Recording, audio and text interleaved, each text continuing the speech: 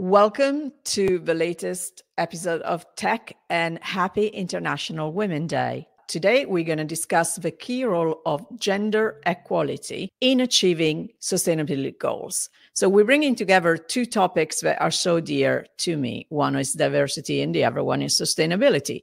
And, let's be honest, the fact that tech lacks women in technical roles is something that is not been a secret for a very long time. And more recently, we also have seen specific areas of tech like AI, where the gap is even wider. And we need to start addressing this before we run out of time, as we do with sustainability. So closing the divide sometime, especially lately in the US, seems to become a fact of a woke conversation, and it isn't. Closing the digital divide too, but the divide in gender and in talent is a necessary step to continue to grow businesses, innovate, and doing so responsibly, especially when it comes to sustainability. I've seen a recent data set that LinkedIn published, and this is why my today's guest is with me, where the gender gap is even wider when it comes to green skills. Only 10% of women have a single green skill. In order to fulfill the growth in demand to hit the sustainability goals that all the enterprise companies not only have set for themselves, but are going to be required to set and achieve by governments across regions, requires more talent to be involved in sustainability. And this is the conversation I'm going to have today with Ephraim Beiser, the Senior Manager of Global Public Policy and Economic Growth at LinkedIn. Please help me welcome Ephraim to the conversation. Hi, Carolina. Thanks so much for having me. I'm so glad to be here, especially to talk about this topic on International Women's Day. And that's exactly why we wanted to take the opportunity, of course, talking about the divide that we see in technology when it comes to women is a topic of every day, but also especially so in March. And I want to start with green skills because, I don't know if I'm a fan, but sadly, I find myself talking about greenwashing a lot. And so I want to set the record and say, what are green skills and how should we think about them? Yeah, so I think the first part of when we think about why we frame this around green skills is that jobs are just collections of skills. And we want to think, if we think about jobs as a collection of skills, we can then think about the green skills as the skills you'd use in any job. So oftentimes when we hear about green jobs, a very small number of things that contribute to sustainability objectives come to mind. Those obvious green jobs, maybe things in renewable energy, titles like sustainability manager. But there's actually a lot of other jobs where sustainability is becoming more important. So that's why green skills is how we think about it. So green skills would be the part of that job, the thing you do in that job to really green the planet. And so an example might be carbon accounting. So you're actually tracking the carbon that is being emitted, not only by a company or an organization by itself, but also its supply chain. And so then in that sense, carbon accounting might show up in a procurement role as an important skill, or a product or a circularity as a way you might design a product, something that would show up in a product designer. So we can also think about skills like lithium ion batteries and EVs. That is, and having those kind of new capabilities to actually do something that contributes to a sustainability purpose. And the reason, again, that we focus on those skills is a lot of those skills show up in jobs whose core purpose, at least not yet, is greening the planet. That's right. And that's fascinating. And I'm going to dig into that point specifically in a second, because there's actually a difference between men and women, but I'm going to let you explain that better than I can. And I wanted to actually get to the point that is really the core of this conversation, which is I talked about how in AI, the gap between men and women, especially in technical role, is wider than in the rest of the technology market, and is similar in the green economy. And although women have started to join the green economy at a faster pace than men since 2021, we are still not close. It's still not enough, right? Can you explain a little bit more that dynamic? Sure. So I think there's a few pieces of this that are coming together. One, a lot of the roles that are in the green economy have historically been highly technical, like as you mentioned, things like in construction, where STEM skills are really important, areas where women are already underrepresented. And so sometimes when we look at the green economy, what we're actually seeing is kind of a magnification of that underrepresentation. So I think that's one piece of the puzzle. The second part is we also think about industries like construction and renewable energy, where women have been underrepresented. And so there's a lot we need to move the needle in those industries. And when we look at our research on green jobs broadly, we know that STEM skills are really important to people transitioning into green jobs. And so that's why having women early in their careers, throughout their education, getting exposure to STEM skills is important. Not just because STEM skills are important across an increasing amount of jobs, but STEM skills are often the fundamentals for what it means to contribute to sustainability objectives. Right. And I don't know, maybe it's just me thinking about it that way, but there's a lot of time it's not necessarily a question on, people think about pay, or they think about, the hard or easy, how hard or easy the job is, but sometimes it's actually, especially if I look at telecom as an example, you're talking about industry where, women have a lower representation, is actually finding that women are attracted to jobs in a different way than men are.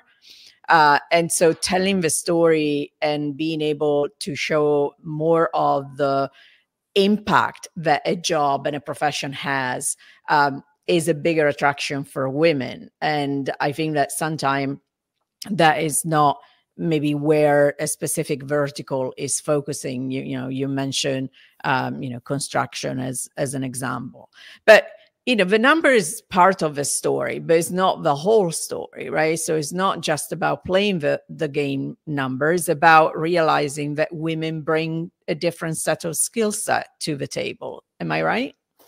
Absolutely. I actually think this part about skills is really important in a couple of ways. The first is workers actually have the skills for more jobs than they might think. And we know this is especially true for women.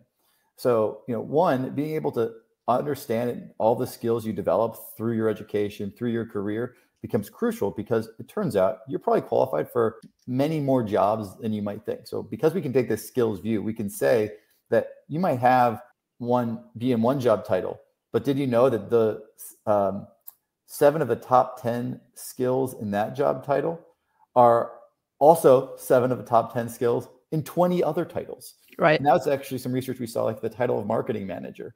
And the flip side is true for recruiters and for companies. So if you think about, when companies are often hiring for a job, let's say hiring for marketing manager, they're like, or sustainability manager, because we're talking about sustainability, you often go look for somebody who's held that title before. That's right. And it turns out that actually is a really limiting factor. And it's limiting because, especially in sustainability, where these jobs are growing so quickly, that actually part of what you need to do is think about who has the skills to the job. Because if you only looked at the title, the people who have that title now, you'll never meet the demand. So I think that that's a huge part of it, being able to understand and widen the aperture. And it turns out when you take a skills-based approach like that, it has a disproportionate benefit for women's representation in those fields. So as an example, with something like solutions architect, 15% of the people who are solutions architects today in the US identify as women. It turns out that if you look at all the people who have the skills to be a solution architects for women, it's 22% of that talent pool is qualified are women. And you can think about this true for so many titles. So then when you take that skills-based approach to understanding your talent pool, it grows the talent pool of women by 9 times, and it grows the talent pool for men by 6 times. So in that sense, what we've actually done is open the door for more women to get that role, because we're no longer searching for those roles based on people who've had that title before. I love that. And at the end of the day, what gets the job done is the skill set, not the title, right? So it seems like such a natural thing to do, but counter to what we've been doing for years. I think that's true. And this green transition requires us to take this skills-based mindset, because as I said before, a lot of these jobs are new and they're growing quickly. So you can't rely on people who've done that job before as the only way to source the people who are going to do the job tomorrow. Yeah, that's just not going to get us where we need to go, both from a planetary perspective and how many people we need contributing to fighting climate change and increasing sustainability outcomes, but also to meet employer demand. Like, this isn't just a heart argument. This is a dollars and cents argument when we think about how to fill roles that are going to help companies remain competitive for recruiting talent, for meeting their customer needs, and for now increasingly dealing with the regulations that governments are putting in place from a climate reporting and emissions perspective. I'm so thankful that you say that, because as I said at the beginning, that wokeness always creeps in from some people, and it is a business point that we're making, right? It is about being competitive, staying competitive, attracting the best talent, and in the process doing well for and doing good for the planet. So but you mentioned earlier about the renewable energy field in particular, and how that, which is the biggest positive contributor, if we get it right, to impacting positively climate change, is the one where we're struggling the most in attracting women. Do we know why, and what can we do to help rectify that? Yeah, so I think a part of it too is like, who are the workers joining the renewable energy space? Where are they coming from? Many of them may have worked in the energy sector already, which already was a place where women were underrepresented. So again, we see, when I look at the trends for women in the green transition and the clean transition, and when I think about women in the kind of renewable energy space in particular, if a lot of the workers who are transitioning into the renewable energy space already worked in energy or already worked in industries where women are underrepresented, we end up magnifying some of those trends. The good news is there are skills like environmental policy and sustainable development where women are more likely to have those skills than men. And as those skills become more important in some of those industries, we create opportunities to address some of the inequalities. And I think to the point you made earlier, some of it might be in the different roles within those fields. So there's certainly kind of the infrastructure, construction type of roles in the renewable energy space, but increasingly there's policy roles in the renewable energy space. There's other roles that in those industries where women are more likely to have the skills, and what we have to do is create pathways so that they're able to get those jobs. And again, they may have those skills from other titles, and that's why that skills-based view is important, because it creates opportunities for employers to see that there's qualified talent, perhaps in other places they may not be looking right now. So when we talk about the talent and the diversity, lack of diversity in tech, we often go back to the pipeline and blame the pipeline, right? There's not enough girls that study math and all of that, which is also not true, because there's a series of reasons why we don't have more women and more girls in STEM staying in STEM. But you mentioned, and rightly so, that from a sustainability perspective, a lot of the jobs are relatively new, because this is a new trend that is growing.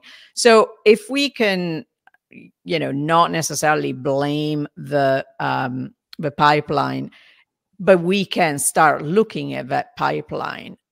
Do you see, the idea, and we started touching on the skills and what women are good at, that we just need to rethink not just how we look at a candidate, but also as a candidate, how I look at a job, and kind of, if you like, extrapolate the role and what I'm doing versus just the job per se. Is that who's going to get more women in the right place, given especially how good we are at, cross skills and all of that? Just saying. Absolutely. So certainly taking that skills-based view, both as a worker to see like, hey, I'm qualified for many more jobs than I thought. And maybe I'm even more qualified for the job that I'm posting that I'm looking at than I might have thought I am. We know that oftentimes women want to see that they have more of the skills required for a job already than a male applicant. Yeah. So we know that is one of the stories we have to work on. The other piece of this, obviously, is how do employers rethink, and as we were talking about, rethink how they hire and how they consider who's a qualified applicant. So those are all pieces of this. But we also know that there's something about how to make inclusive workplaces.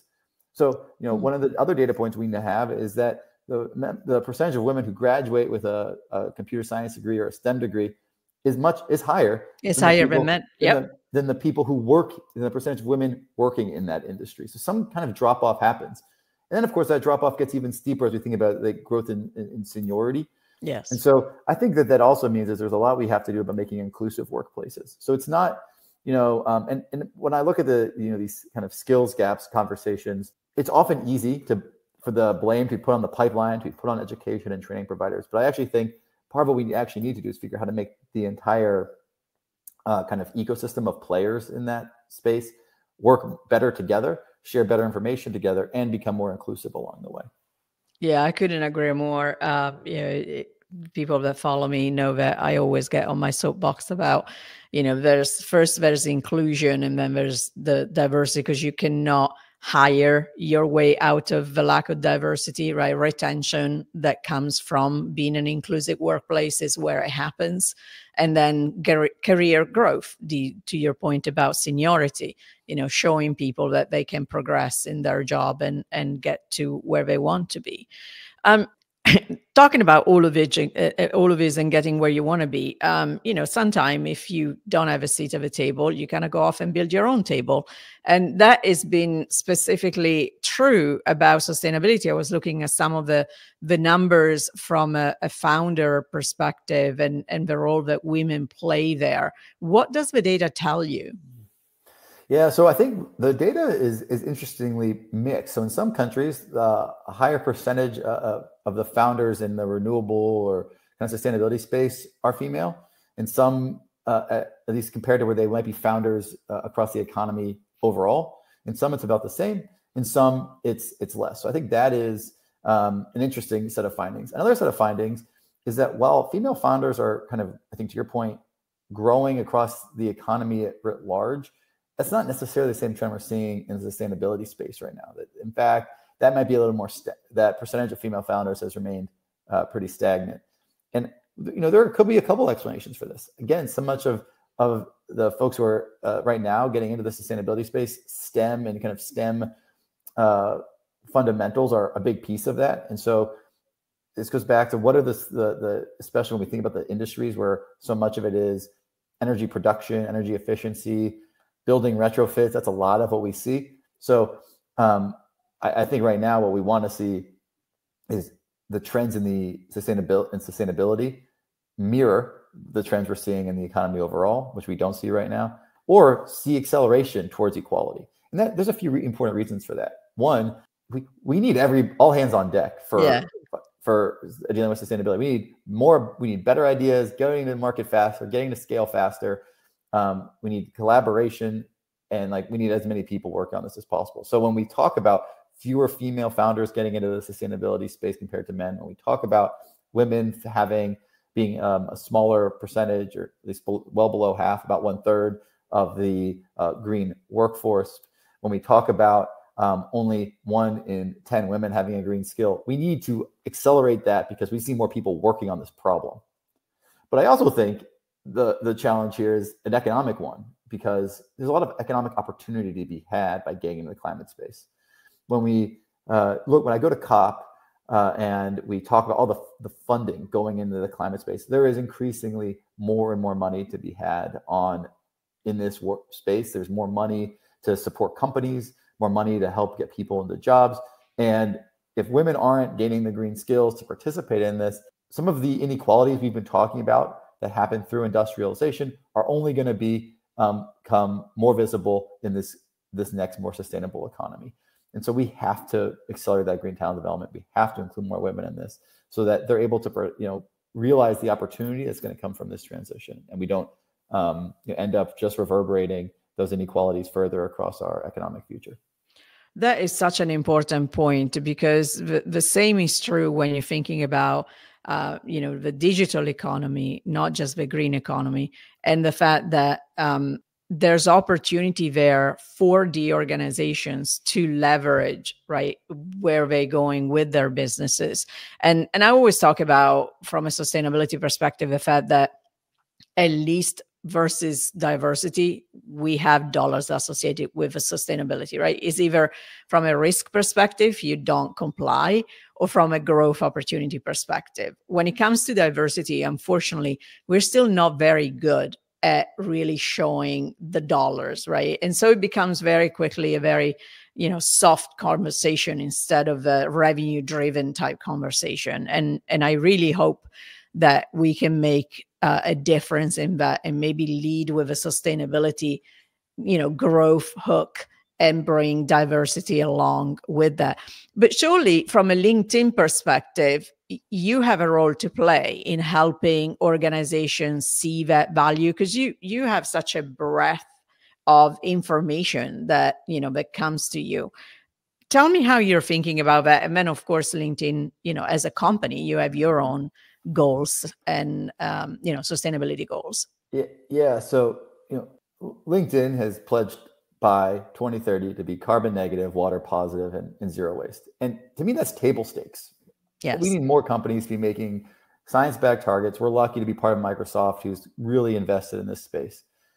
And then the next question actually is like, what can any company do, including LinkedIn, to accelerate and facilitate this transition across the entire space? And for one thing, I get to work with this amazing team of data scientists who leverage our economic graph, the representation of the economy that comes from having 1 billion people around the world on the platform, and figure out what's going on in the labor market, and then share that information with companies, with workers, and with governments to help inform policy decisions. So I think that's one crucial thing we can do. The other part of this, obviously, is we all these people leveraging the platform, looking for expertise and insights from their peers, looking to learn skills. And so we also are trying to leverage that. And some of it too is from companies, our customers even telling LinkedIn, hey, this isn't something that's really important. Or from workers telling us this is really important. So we know, for example, that younger workers really care about working at companies absolutely who align with their values. And one of those core values is environmental sustainability. Yep. So today, any company can go on LinkedIn and say they're committed to a number of values, including environmental sustainability, which then allows them to show up in a job search by all of us to say, hey, show me jobs at companies who care about the planet. Well, there's a way for us to do that. And that's driven by the fact that workers want to work at companies like that. Likewise, LinkedIn Learning has 15,000, thousands of courses where people can learn important skills in the context of their job. Mm-hmm. And it's important, it was becoming increasingly true, is that green skills are relevant across a lot of jobs.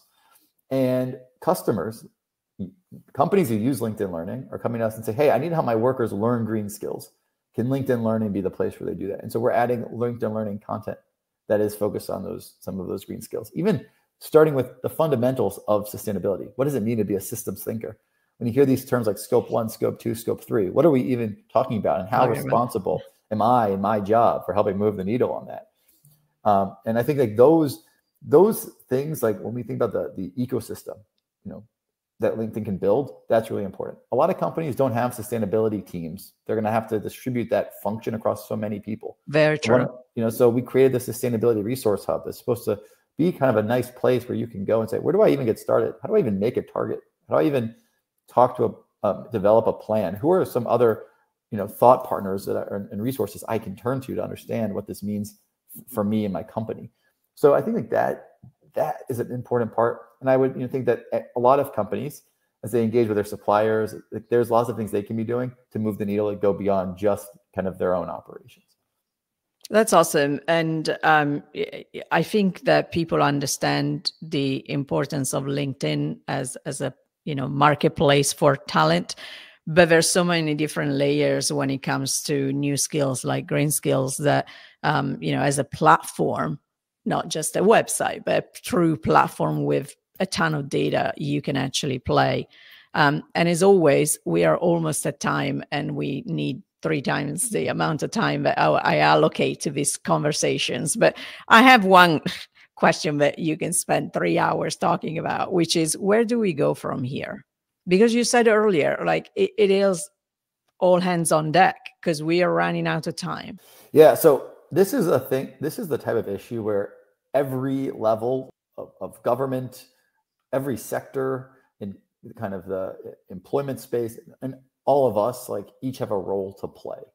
So I think at the, and this is true for sustainability in general, and it's true for closing the gender gap in the green economy. Those are both things that everyone has something to do. You know, I've got 3 daughters, so this is like something that I'm also invested in, especially like what guidance can we be sharing with students and young people as they're trying to figure out where they're going to go in their lives and careers. So a couple just thoughts that I can kind of close out with. One, at the policy level, how do you make commitments to investing not just in carbon targets, but in the green skills, the green jobs, and the climate talent who hold them? It's really important that we not just we invest in people, and that shows up in things like the commitments you make at COP when and the countries are going to start writing their new NDCs. We, you know, from my perspective, those are places where they're going to be able to make that commitment clear and then hold themselves accountable and tell the world, we think this is something that everybody should be working towards, especially employers. And then when we think about what climate policies should be put in place, that they explicitly can make that connection between jobs, skills, and fighting climate change. And then as they track those developments, they're also tracking gender equality as part of it. That's one of the metrics we have to look at. We have to invest in making sure that women and girls are learning STEM. They are getting access to these this network and mentors to help facilitate some of that. That's fantastic. And I know that, as I always say, you know, the conversation doesn't have to stop here. I will invite people to go and read the full report on LinkedIn because the data is fascinating, gets down to country level, where you see some of the differences that might be more linked to the socioeconomic make of a country. So if you look, you know, when it comes to women, if you're looking at child services and, you know, the support that women have to return to work after having kids or anything like that. And everything matters. Like the job and the skills is not something of an island, right? There are so many different factors that impact a career of a woman. And so, you know, as we go through March, you know, I think that getting more informed is absolutely critical. And then for people that want to know more about you and follow you on social media, I'm sure they can find you on LinkedIn, but where else can they find you? Yeah, so LinkedIn is the primary place where I engage on this. That's the primary place where you're going to find me talking about these topics. And so I'm happy to connect with folks on LinkedIn and take time to hear what their stories are too. I mean, so much of this, we talk about it in the data, but actually a lot of what I get excited about hearing is, what does this mean for someone's life? How does this mean? What are they doing differently in their job? How did they learn and evolve their career to do the greener version of the thing they've been doing for, you know, maybe for decades? So for me, that's a big part of what I'm excited to dive into and love to connect with people about. That's awesome, because the data at the end of the day is about people, right? It's not the data itself. So thank you very much for taking the time today. Absolutely incredible data set, and then such an important conversation to continue to have. And I look forward to next year and see a comparison and see if people are following your directions, and we're going to find ourselves in a better place. Thank you so much. Thank you.